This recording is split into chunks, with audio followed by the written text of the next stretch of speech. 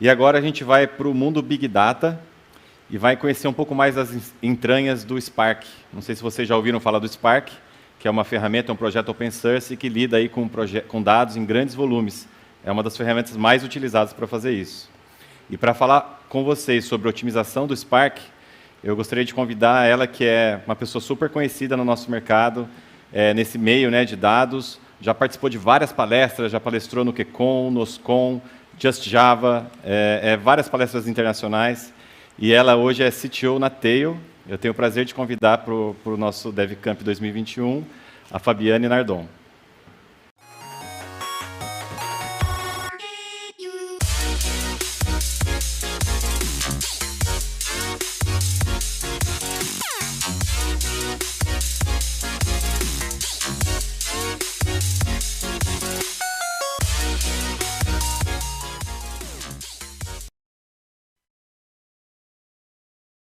Oi, pessoal, muito feliz de estar aqui com vocês. Meu nome é Fabiane Nardon, sou CTO da Tail. Vou me autodescrever, eu sou uma mulher branca, de cabelos escuros, estou com uma camiseta preta, atrás de mim tem uma parede branca com uma porta branca, e hoje eu estou aqui para falar para vocês sobre otimizar pipelines em Apache Spark.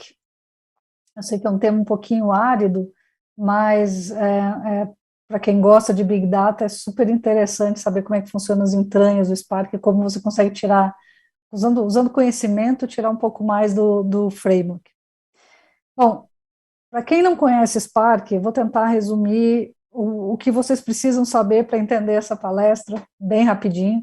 Então, o Spark é um projeto open source, faz parte do Apache, e o objetivo dele é conseguir processar grandes volumes de dados. Na verdade, é um ecossistema, tem várias bibliotecas, inclusive de machine learning, mas, basicamente, quando você manda um job, né, um processo do Spark ser processado, esse dado é mandado para um cluster, esse cluster tem uma série de nós, cada um desses nós é como se fosse uma máquina virtual, né, fisicamente, uma máquina pode até ter mais de um nó, mas cada um desses nós funciona mais ou menos como sendo uma maquininha dentro do meu cluster.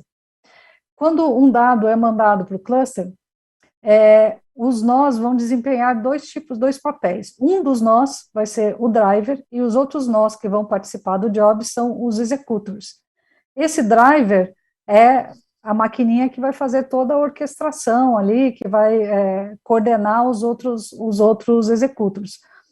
Quantos executors vai ter num job depende de quanto você tem na configuração do seu cluster e de quanto você precisa. Mas o que acontece é que geralmente você recebe um dado que é grandão, e esse dado é dividido em partezinhas, e cada executor vai processar uma dessas partezinhas, desse Big Data, e depois o próprio Spark vai fazer o trabalho de juntar o resultado e mandar o resultado para quem mandou executar o job. Tá?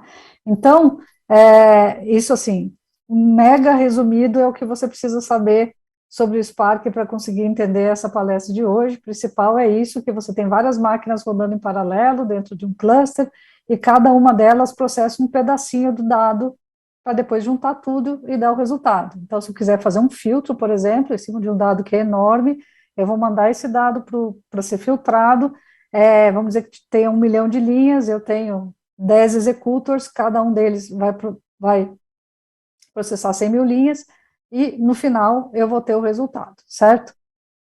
Bom, uma outra coisa que você precisa saber é que faz parte desse ecossistema do Spark uma linguagem chamada Spark SQL, que é o SQL que todo mundo conhece, com algumas funções adicionais aí, que dá para fazer algumas coisas mais avançadas, mas é basicamente um SQL que quando você manda executar esse SQL é executado em cima do cluster. Então, por exemplo, se eu fizesse esse SQL que está na tela, que é um select asterisco from customer, esse customer pode ser um arquivo gigante, ou pode ser um banco de dados, porque isso é abstraído, né? Eu não sei como é que o Spark está armazenando isso, e esse select vai ser executado em cima do cluster, então cada um dos executors vai pegar uma partezinha do select para fazer um determinado filtro, para fazer esse select, e depois retornar o resultado. Tá? Assim como você pode usar Spark SQL, você pode usar Python, você pode usar Java, você pode usar Scala, você pode usar várias linguagens para construir esses comandos e esses pipelines, que são esses vários jobs encadeados, no Spark. A gente vai usar aqui nessa palestra o Spark SQL, porque é uma linguagem mais universal, todo mundo conhece e é fácil de entender o que está acontecendo, certo? Então, super resumido, isso é o Spark, isso é o Spark SQL, e agora a gente pode começar a entrar no nosso problema, que é a otimização de pipelines. Bom, como vocês podem imaginar, quando eu mando executar um job em Spark, esse job ele vai rodar num cluster, que pode ser um cluster grande ou um cluster pequeno. Geralmente, se você tem um cluster aberto, o Spark vai decidir quantos executors ele precisa, dependendo do tamanho do dado. Ou você pode ter uma configuração dando um limite de tamanho de cluster para cada job que vai ser executado. Mesmo que você dê um limite, o que vai acontecer se você tiver poucos executores é que esse job vai rodar por mais tempo, certo? Então, para otimizar um job Spark, tem dois jeitos, né? Ou você usa dinheiro, ou seja, coloca mais nós no seu cluster e divide em mais pedacinhos para você conseguir fazer em menos tempo, ou você usa os seus superpoderes, né? Que nós, como desenvolvedores, os nossos superpoderes são o conhecimento. Eu tive a sorte de, nas empresas que eu trabalhei, nunca ter um bolso infinito, então isso me tornou uma desenvolvedora melhor, porque eu sempre tive que tirar mais da máquina, e a gente vai por essa linha hoje aqui. Quem tem dinheiro infinito pode só colocar mais nós no seu cluster e ter um tempo melhor. Porém, vai chegar num limite onde nem o dinheiro resolve, né? O negócio está tão ruim que mesmo você colocando mais nós no cluster, vai ser tanto trabalho para passar dado de um nó para outro, que nem com todo o dinheiro do mundo você vai conseguir resolver a performance. Então, é melhor a gente usar o conhecimento e tentar resolver com inteligência e não com dinheiro, certo? Bom, eu trouxe o primeiro caso aqui para vocês, que é um caso de otimização de join. Eu vou trazer 3 casos, e esses 3 casos provavelmente representam aí uns 90, 95% dos problemas de performance que você vai ter em Spark. E o join provavelmente é a maioria deles. Então, meu caso aqui é um caso bem simples. Eu tenho um dataset, que em Spark a gente chama de data frame, com as compras, né? Um conjunto de compras aí, que tem o código do cliente, os itens que foram comprados, a data da compra e um identificador da linha. E eu tenho um outro data frame, que é uma tabelinha, né, de itens. Então, para cada item que foi comprado, tem o nome do item. Então, o item 39 tem um nome e assim vai.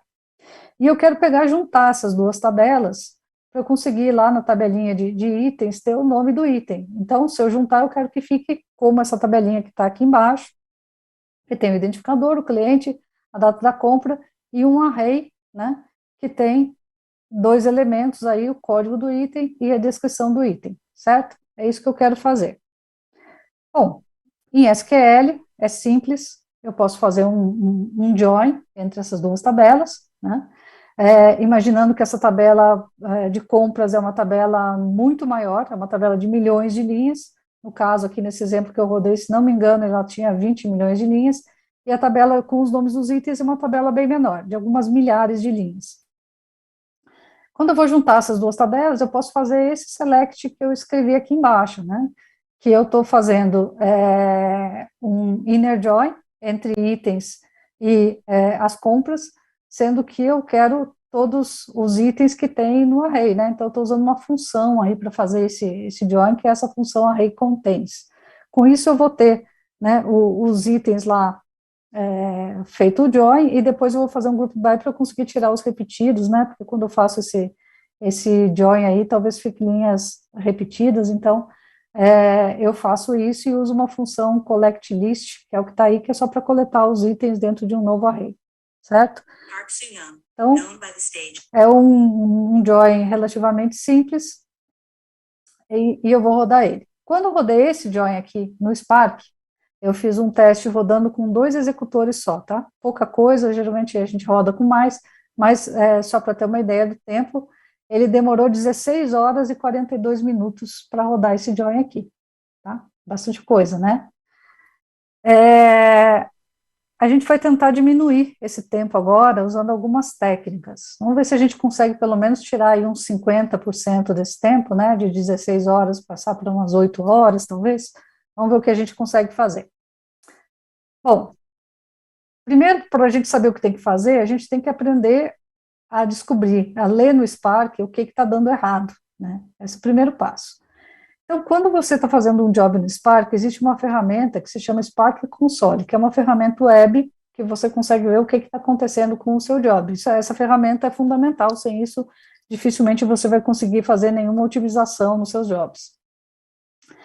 E o Spark Console, ele tem uma série de abas, né? Essa primeira aba que está aparecendo aí é a de jobs, que mostra os seus jobs, o seu job sendo executado, tem stages, storage, environments, executors, mas a principal é aquela última aba que aparece, que é a aba chamada SQL. Essa aba, apesar do nome, tá? Apesar de ser chamada SQL, ela aparece sempre em qualquer job, independente se você está usando Spark SQL ou se você está fazendo em Java, ou Scala, ou qualquer outra linguagem. Tá? Quando a gente vai para essa aba de SQL, você vai ver uma coisa mais ou menos aí, assim, que são as várias fases do job que estão sendo executadas, e se você clicar nesse item que está aqui, que é o JSON, né, esse passo atual que está acontecendo, que é a query que está rodando agora, eu vou ter uma coisa assim, que é um grafo dizendo exatamente o que ele resolveu executar. Então, aquele join lá que a gente submeteu, ele está sendo executado desse jeito aí. Esse gráfico, você vai ler de cima para baixo, tá? Então, na ordem que aparecem as caixinhas, tá? Dando um zoom aqui, o que está acontecendo? Ele está lendo uma primeira tabela ali, que é a tabela maior, que tinha 19.839 linhas, né, quase 20 milhões de linhas, leu essa outra tabela menor, que é a tabela de itens lá, que tem 100 mil linhas, ele faz uma série de joins aqui, e você consegue saber mais ou menos qual é o jeitão da coisa, o que está acontecendo, né? A segunda parte é simplesmente, depois que ele faz o join, ele fazer lá as agregações, faz alguns sortes internos, e no final grava o dado. Esse plano aqui, ele na verdade ele te ajuda a entender mais ou menos o que está acontecendo, mas ele não vai te dar a resposta do que está errado, dificilmente vai te dar a resposta do que está errado. Para você saber o que está errado, bem no finalzinho desse gráfico vai ter um link chamado detalhes. Quando você clicar nesse detalhes, você vai ter uma coisa que se chama plano de execução. Esse plano de execução, ao contrário do plano do gráfico, você vai ler de baixo para cima.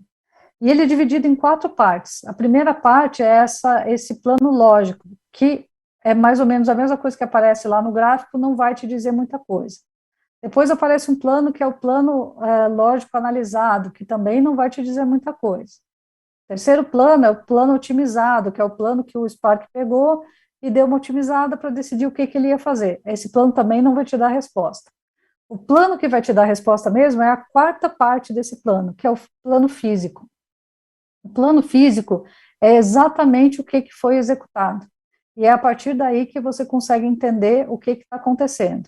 Eu sei que olhando aqui parece bem esquisito, mas a gente vai dar uns zooms aqui e vai tentar entender juntos, né, o que ele está fazendo, e para a gente conseguir entender por que está demorando 16 horas para fazer esse pipeline. Então, como eu falei, a gente vai ler de baixo para cima, tá? O gráfico é de cima para baixo, esse plano tem que ser de baixo para cima. Então, vamos lá. O grande vilão aqui é o join, né? Como eu falei, geralmente quando você tem problemas lá, o join é uma das coisas mais lentas para fazer em Spark. E todo join feito em Spark, ele usa uma dessas 4 estratégias, ou broadcast join, ou shuffle hash join, ou sort merge join, ou broadcast nested loop join, tá? A gente vai ver o que é cada um deles e vocês vão entender por que um é mais lento que o outro. Só para dar uma dica para vocês, aqui está ordenado do mais rápido para o mais lento, tá? Então, o mais rápido é o broadcast join e o mais lento é o broadcast nested loop join, tá? Então, como é que o Spark, não é a gente que diz como é que o join vai ser feito, tá? É o Spark que decide isso a partir dos algoritmos dele, do que ele acha que é melhor para aquele caso, qual é a estratégia que ele consegue executar. Obviamente, ele sempre tenta a mais rápida primeiro e depois vai descendo para as mais lentas se a primeira não funcionar. Então, vamos primeiro para a mais rápida, que se chama Broadcast Join, e às vezes aparece no plano como Broadcast Hash Join, mas é a mesma coisa, né? Essa estratégia, o Spark vai mandar uma cópia desse dataset para cada nó. E isso ele usa quando um dos datasets é pequenininho o suficiente para caber em memória e o outro lado é maior. Então, por exemplo, lá no nosso caso, eu tinha 20 milhões de linhas. O que o Spark vai fazer é pegar esses 20 milhões de linhas, mandar uma parte dessas linhas para cada um dos executors e mandar todo o dataset de itens, porque ele é menorzinho, para cada um deles. E aí você consegue fazer o join local na mesma máquina, porque demora em processamento distribuído é sempre passar dados de um lado para o outro, né? Então, essa poderia ser uma estratégia que ele usa. Se ele usar essa estratégia, fica bem rápido, né? Porque cada dataset vai ter os seus dados e você consegue fazer isso rapidinho. O Shuffle Hash Join, que é o default, quer dizer, se não nada funcionar, ele vai tentar fazer isso, ele particiona os dois datasets com o mesmo particionador, ou seja, com a mesma chave, de forma que as chaves iguais fiquem na mesma partição e aí o join fica fácil. Então, é como se eu tivesse, se eu conseguisse pegar essa tabela de compras e em cada linha de compra sempre tivesse um item só, eu poderia colocar todos os itens com uma determinada chave no executor e da tabela de itens eu particionaria também com todos os itens, vamos dizer, os 10 primeiros itens vão para o mesmo particionador, e aí eu consigo ter as duas coisas no mesmo nó. Aí eu não preciso passar dados de um nó para outro, porque todas as chaves iguais vão estar no mesmo nó e eu consigo fazer o join rapidinho também, tá? O terceira estratégia é quando não dá para fazer isso, ele faz um sort, né, faz uma ordenação das partições antes de executar, que é o sort merge join. Às vezes ele precisa fazer, inclusive, mais de uma estratégia, né? Porque quando que ele faz esse sort? Ele faz quando você tem os dados que estão desordenados de um lado, mas ele percebe que se ele ordenar esses dados e ordenar o outro lado, ele consegue pegar as partes desses datasets e mandar as mesmas chaves para o mesmo nó. E aí começa também para fazer um join rapidinho. A pior estratégia, que é a mais lenta, é essa Broadcast Nested Loop Join. Como todo mundo, como o próprio nome já diz, né, ele faz um loop. Então, o que ele faz? Ele pega, faz um broadcast do menor dado, né, pega esse menor dado e passa para os nós, e aí ele faz um loop para cada registro do primeiro data store, lá, do primeiro dataset, ele passa por todos os registros do segundo dataset. Então, por exemplo, no nosso exemplo, ele faria para cada registro da tabela de compras, por exemplo, a tabela de compras que tem lá, ele passaria por todos os registros da tabela de itens e vai fazendo um loop aninhado entre as duas coleções. Obviamente, esse aqui é o mais lento, porque ele tem que percorrer todos os dados para cada uma das partezinhas, né? Então, esse aqui é bem lento. A menos que os datasets sejam pequenos. Se forem pequenos, não tem problema. Quando é um dataset grande, isso aqui é bem ineficiente, né? Então, vamos voltar aqui para o nosso plano e vamos tentar, agora que vocês já sabem qual é o mais lento, qual é o mais rápido, vamos tentar ver o que o Spark decidiu fazer com esse nosso join e por quê, tá? Então, olhando de baixo para cima, estou dando um zoom aqui. A primeira coisa que ele faz é ler o arquivo que eu passei, que é esse de itens aqui, e ele lê em memória, né? E colocou aqui que ele leu em memória e colocou esse dado em memória. Ok. Né? A segunda coisa que ele faz é ler esse outro dado aqui, né? Ele faz uma indexação e faz lá uma leitura desse dado. Vejam que aqui no de itens ele fez um broadcast exchange, ou seja, ele mandou uma cópia desse dado de itens para os nós. Esse outro aqui ele não mandou cópia nenhuma, não tem broadcast ali, pelo menos por enquanto. Então estamos lendo de baixo para cima. Subindo mais um pouquinho, vocês estão lendo aí que ele lê o outro dado, faz o broadcast e vamos subir mais um pouquinho. Aqui, o que está acontecendo? Aqui o vilão, ó. Aqui ele está dizendo que ele vai fazer um loop, né, que é o Broadcast Nested Loop Join, que é aquele join mais lento. Então ele resolveu usar a estratégia mais lenta de todas aqui. Por que ele resolveu fazer isso? Porque E vocês lembram que quando eu fiz aquele join, eu coloquei uma função lá naquele join para fazer a cláusula de join, né? Como o Spark não sabe qual é o resultado daquela função, ele não consegue inferir, fica muito difícil para ele decidir, por exemplo, mandar metade das chaves para uma parte de cada chave para cada nó. Ele não sabe qual é a chave, porque ele está usando uma função, né? Então, ele só sobrou para ele usar a pior estratégia possível, que era fazer um loop alinhado, pegando e lendo todas as linhas da tabela de compras e batendo com aquela tabela de itens. Então, fica extremamente lento, né? Então, o que a gente pode fazer para deixar melhor? Essa estratégia aqui, por exemplo, diminuiria bastante o tempo de execução. São as mesmas tabelas, o resultado vai ser exatamente o mesmo, só que o que eu estou fazendo aqui? Estou fazendo uma subconsulta, que em vez de eu usar aquela função lá, que é o array contains, para fazer o join, eu estou fazendo uma subconsulta que eu uso uma outra função chamada explode, eu estou mandando explodir os itens do array, aqui é um array, estou mandando duplicar as linhas e colocar cada item do array em uma linha.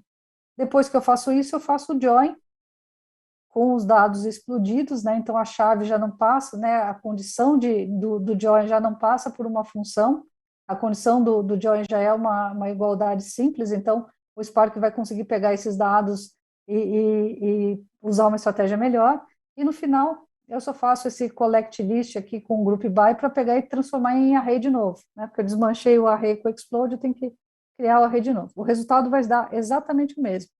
Só que antes tinha demorado 16 horas e 42 minutos, né? Com aquela outra estratégia. Quanto será que vai demorar aqui? Será que a gente conseguiu diminuir uns 50%, diminuir para umas 8 horas aí? O que vocês acham? Bom, fazendo essa estratégia aqui, eu consegui rodar esse mesmo pipeline em 10 minutos e 49 segundos. Então, a gente diminuiu de 16 horas e 42 minutos para 10 minutos e 49 segundos. É uma mega otimização, né, com uma coisa simples. Mas você só consegue fazer isso se você entender como é que o Spark funciona por baixo dos panos, quais são as estratégias que ele usa e como é que você consegue mudar para que ele use estratégias mais eficientes. Então, economizamos bastante tempo aí e dinheiro, né? Porque para conseguir rodar 16 horas no pipeline vai uma boa conta de cartão de crédito na nuvem aí para você usar todo esse tempo de processamento. Ok, então o Join, vocês já entenderam como é que faz para otimizar, você tem as estratégias da mais rápida para mais lenta, você sempre tem que tentar chegar na mais rápida, nem sempre é possível, mas usando alguns truques, e o principal truque aqui é deixar o Spark entender qual é o dado que você tem para tentar fazer uma igualdade, geralmente você consegue ter um resultado melhor. O plano de execução dessa segunda estratégia, tá, é esse aqui, ó. Vocês podem ver que o gráfico, ele não é muito diferente daquele outro gráfico que a gente tinha, né? Com exceção de que existe ali um passo intermediário antes de ele fazer o join. Mas se você olhar o plano físico, e de novo, né, olhando de baixo para cima, você vai ver que a coisa ficou diferente. Principalmente o tipo de join que ele está usando. Ele está usando o Broadcast Cache Join, que, como vocês viram lá no slide, é a mais rápida de todas as estratégias, né? Então, a gente conseguiu sair da pior estratégia para a melhor estratégia, só mudando a forma como o pipeline é criado. Ok, então, essa é a otimização de joins. Vamos falar do caso 2, que é cache. Imagina que eu tenho um caso assim, ó. Eu tenho de novo aquele join, né, que é um join custoso, a gente já viu que ele demora um pouquinho, mas depois que eu faço esse join, eu quero fazer um filtro, né? Eu fiz o join e fiz um filtro ali que eu quero só os itens que tem até 2 itens comprados na mesma compra, né? Só que tem 2 itens. E aí, depois que eu faço essa consulta, eu quero fazer um count e uma média, né? Uma contagem e uma média em cima desses itens que já foram filtrados. O que acontece? Se eu fizer simplesmente assim, desse jeito que está aí, demora mais ou menos 8 minutos e 41 segundos para rodar esse pipeline inteiro, né? Fazendo o join já com a estratégia melhor, né? Fazendo o join, fazendo esse filtro e fazendo o count. E a média demora mais ou menos 8 minutos e 41 segundos para rodar. Agora, se eu olhar o plano de execução, né, vocês vão ver que o plano de execução vai ser executado em duas partes, né? Quando você olhar ali no SQL, você vai ver que tem uma parte que executa aqui, ó, que é esse collect que já executou, e uma outra parte que está executando agora. Quando você olha o plano de execução do count, né? Porque ele vai fazer um plano de execução para o count e um plano de execução para a média, para o average. Quando você olha o plano de execução do count e você olha o plano de execução da média, você vai ver que os dois têm basicamente o mesmo plano. Ou seja, tanto para fazer o count quanto para fazer a média, ele fez de novo o join e fez de novo o filtro, né? E é por isso que está demorando 8 minutos. Se eu mudar a estratégia e colocar no meio, logo depois do join, ou logo depois do filtro, eu poderia ter colocado também um persist, que é o cache, né? E aí tem dois tipos de cache, né? Três tipos de cache. Você pode pedir cache só em memória, você pode pedir cache em memória e disco, que aí o Spark vai tentar colocar em memória, se não couber na memória, coloca em disco, que é o que a gente mais usa. E o terceiro tipo de cache é mandar fazer um cache só em disco. Então ele manda sempre para o disco.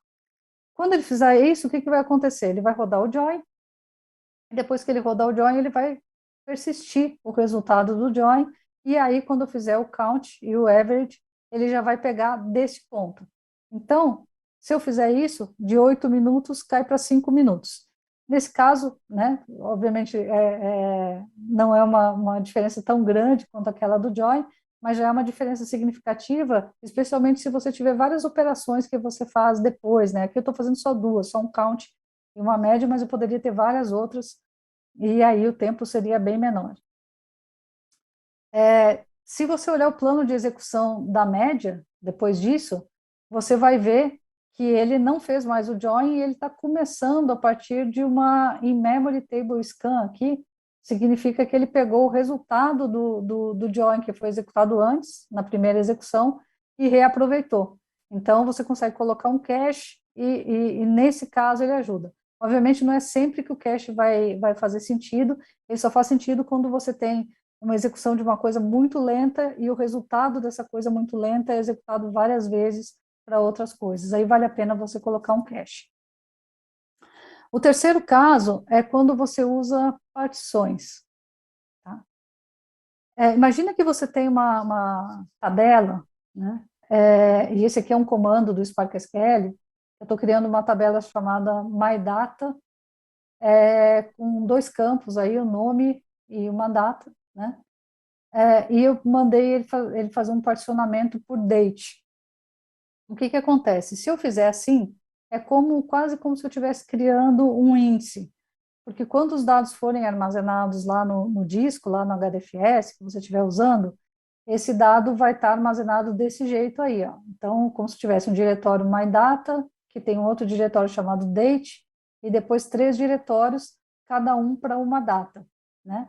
Então, todos os dados referentes a uma data ficam num diretório, todos os dados referentes a outra data ficam em outro diretório. Se eu fizer isso, quando eu for executar uma consulta, e eu passar como filtro uma determinada data, o que o Spark vai fazer é passar aqui, ó, quando você está vendo nessa parte aqui do plano de execução, que ele está colocando is not null e um partition filter, vejam que ele está colocando como partition filter uma data aqui que eu passei. Então, com isso, ele vai acessar só aquele pedaço de dado da partição. Isso é muito útil quando você tem dados temporais que você vai alimentando e você quer guardar por data, e você usa muito dados que em geral, você seleciona só dados de um mês. Então, e aí você consegue fazer uma partição, fica muito mais rápido do que você ler todos os dados. O problema só de partição é que para você usar partição, você tem que saber de antemão que filtro você vai fazer, né? E essa que é a grande dificuldade. Mas ele ajuda pra caramba quando você tem um grande volume de dados que você consegue fazer algum tipo de partição, né? Tá aí. Bom, pessoal, eu vou terminar no tempo. Acho que a gente vai ter um tempinho aí para perguntas.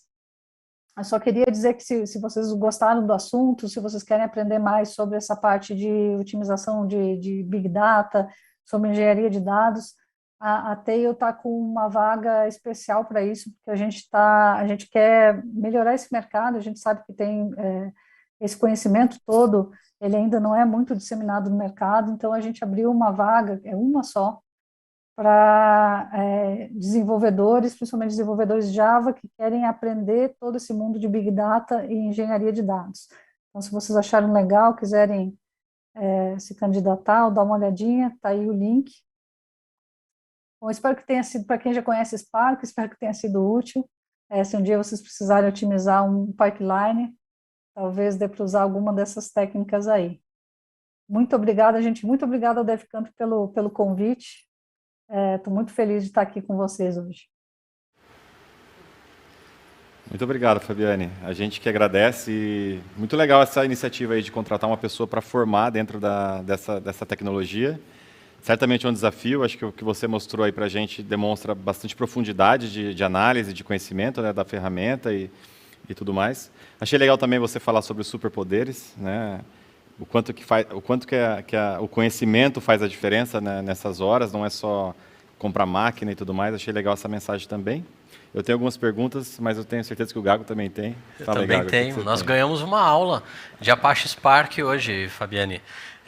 Eu particularmente não conhecia essas estratégias de otimização com Join, gostei bastante. E uma pergunta que eu queria trazer para você é sobre aquele recurso do Spark de particionamento de janela, o Window Partition. Sempre que eu preciso lidar com aquilo, eu tenho ali algumas situações de uma performance não tão boa.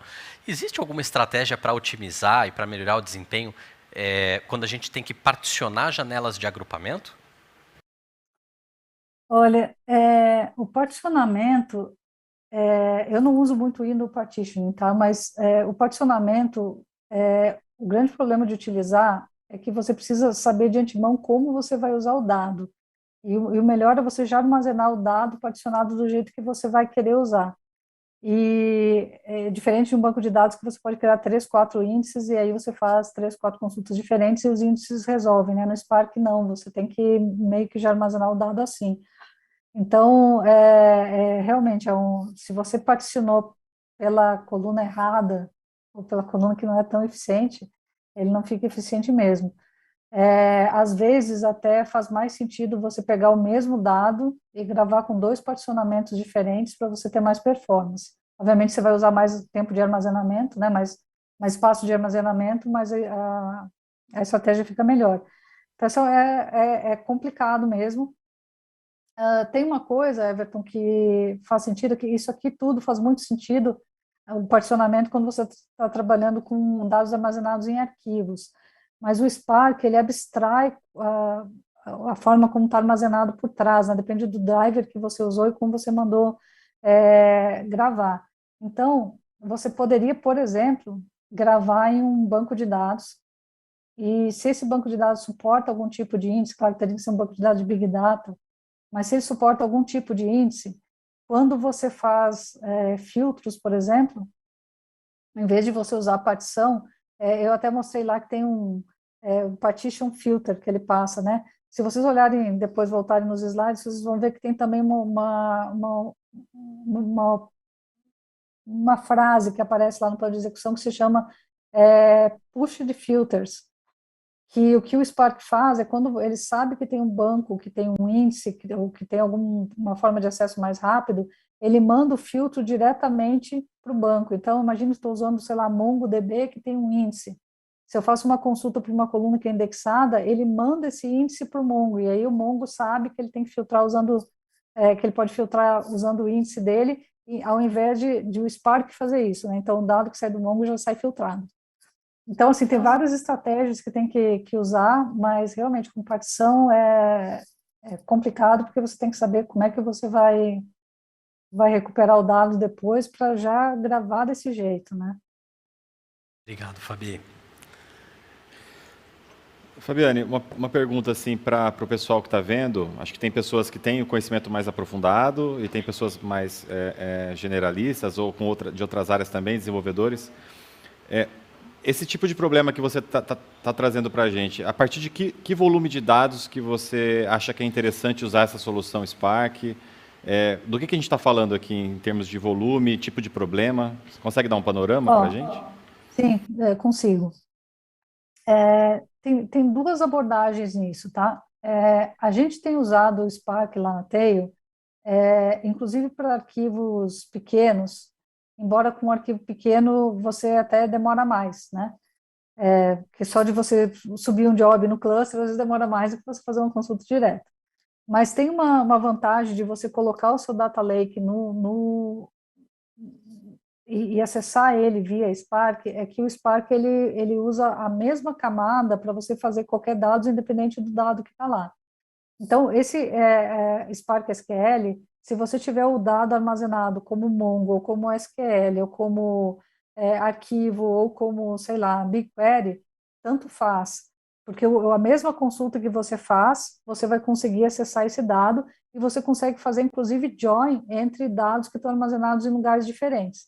Então, por exemplo, a gente tem alguns data stores lá que estão armazenados em Mongo, alguns são gigantes e que estão em arquivo. Só que o SQL consegue, inclusive, fazer join entre eles. Então, a gente usa também o Spark como sendo uma camada de abstração para conseguir acessar esses dados. O que significa que, às vezes, vale a pena você armazenar mesmo dados pequenos dentro do Spark para usar para justamente fazer isso, fazer o join com uma tabela grande, ou mesmo para uma tabela, né, um dado que vai começar pequeno e vai crescer, você pode no futuro mudar a forma como ele é armazenado e todos os pipelines continuam funcionando, né? Então, tem uma vantagem também de você usar Spark mesmo com dados menores. Agora, se você nunca vai ter Big Data, você nunca vai crescer esse dado, você sabe que não vai crescer, obviamente você fazer um join entre uma tabela no MySQL, por exemplo, é muito mais eficiente do que você colocar isso para rodar num cluster. Agora, que tamanho é esse limite? Eu diria que se você não tem pelo menos 1 milhão de linhas, e 1 milhão de linhas já dá para fazer também em vários bancos aí, começa a ficar sem muito sentido. Faz mais sentido quando você tem muitos dados grandes, principalmente dados que são tão grandes que você não consegue armazenar em banco de dados, você tem que armazenar em arquivo, aí realmente faz sentido você usar uma plataforma dessas aí. O que se costuma dizer, mas isso com nuvem já começa a ficar mais difícil, é que você deveria usar processamento distribuído, né, quando você não consegue ter os dados numa máquina só. Só que agora com a nuvem, isso ficou um conceito meio ultrapassado, porque você tem máquinas quase infinitas ou bancos de dados que são quase infinitos aí. Então é isso, é um número que é muito difícil dizer qual é o número a partir do qual vale a pena. No nosso caso, vale a pena até para coisas menores, porque a gente usa como uma camada de abstração em cima de todos os dados que estão no Data Store.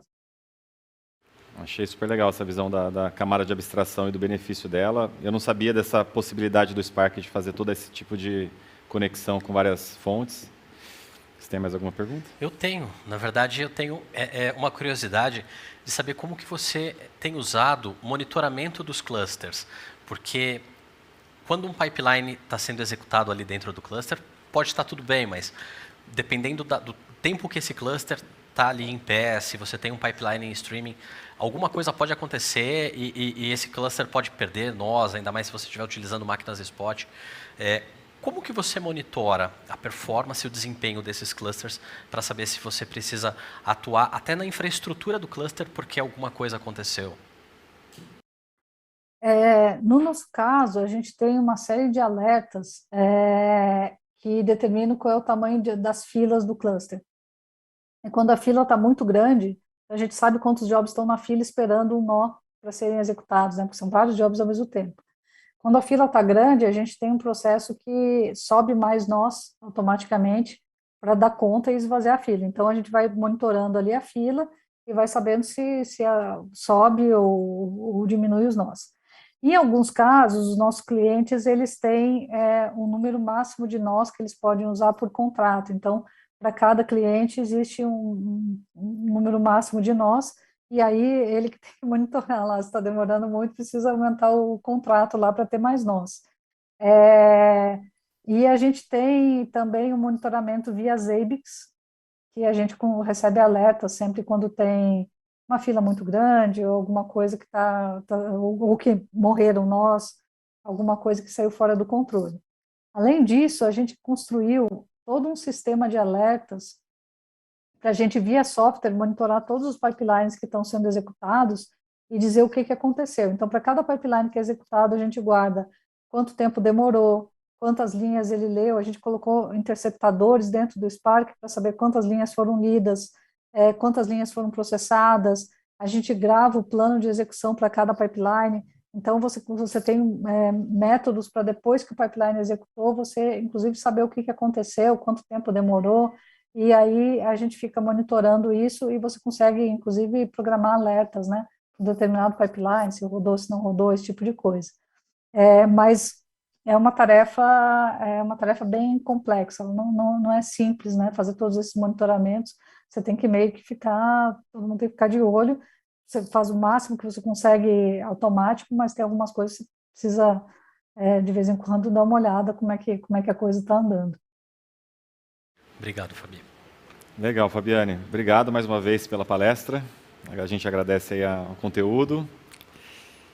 Muito obrigado. Nosso tempo acabou, vamos seguir. E aí, o que a gente tem agora? Eu tenho uma dúvida agora. Agora eu quero saber o resultado do quiz. Vamos lá, eu acho que a gente já sabe aqui, hein? Então, as perguntas estão encerradas.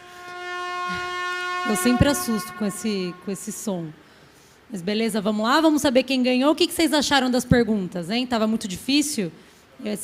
Se qualquer coisa, reclama com o Gago ali, hein? Chama ele no chat. Vamos ver quem ganhou? Gago. Suspense.